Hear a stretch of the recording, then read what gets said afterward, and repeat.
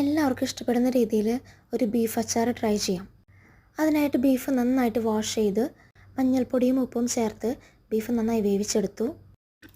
ഇനി ഇതിലേക്ക് ആവശ്യമായിട്ട് ഇഞ്ചി, വെളുത്തുള്ളി, കറിവേപ്പില, പച്ചമുളക് ഇതെല്ലാം അരിഞ്ഞതും മിക്സിയിൽ നന്നായി അരച്ചതും നമ്മളിതിലേക്ക് ചേർക്കുന്നുണ്ട്. ഇനി നമ്മൾ വേവിച്ച ബീഫ് നന്നായിട്ട് ഫ്രൈ ചെയ്തെടുക്കുന്നുണ്ട്. ഇതിലേക്ക് ആവശ്യമായിട്ടുള്ള അരിഞ്ഞു വെച്ച ഇഞ്ചി, വെളുത്തുള്ളി, കറിവേപ്പില മാറ്റി വെച്ചിട്ടുണ്ട്. ആദ്യം തന്നെ നമ്മൾ എണ്ണയിലേക്ക്, നമുക്ക് അച്ചാറിന് ആവശ്യമായിട്ടുള്ള എണ്ണയിലേക്ക് ചൂടായതിന് ശേഷം കടുക് ചേർക്കാം. ഉലുവ നന്നായി ക്രഷ് ചെയ്തത് ചേർക്കാം.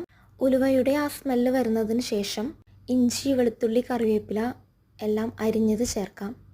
ഇതെല്ലാം നന്നായി വാടിയതിന് ശേഷം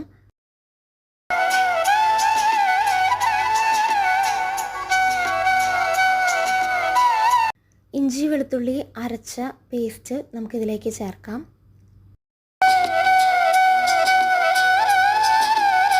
ഇനി ഇതിലേക്ക് ആവശ്യമായിട്ടുള്ള മസാലകൾ, മുളക് പൊടി, മഞ്ഞൾപ്പൊടി എന്നിവ ചേർക്കാം.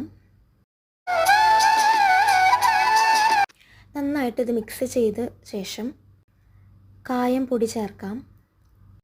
കായം വറുത്ത് പൊടിച്ചത് ചേർക്കാം, അല്ലെങ്കിൽ പൗഡറായിട്ടും ചേർത്താൽ മതി. ഇതിലേക്ക് ആവശ്യമായ ഉപ്പ് ചേർത്ത് മിക്സ് ചെയ്തതിന് ശേഷം ഫ്രൈ ചെയ്ത ബീഫ് ഇതിലേക്ക് ചേർക്കാം. നന്നായിട്ട് മിക്സ് ചെയ്യാം.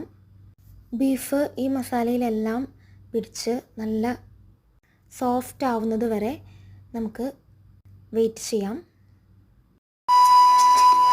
ഏറ്റവും അവസാനം നമ്മളിതിലേക്ക് വിനാഗിരി ചേർക്കുന്നുണ്ട്. നിങ്ങളും ഇതുപോലെ ട്രൈ ചെയ്ത് നോക്കാം. എല്ലാവർക്കും ഇഷ്ടപ്പെടും.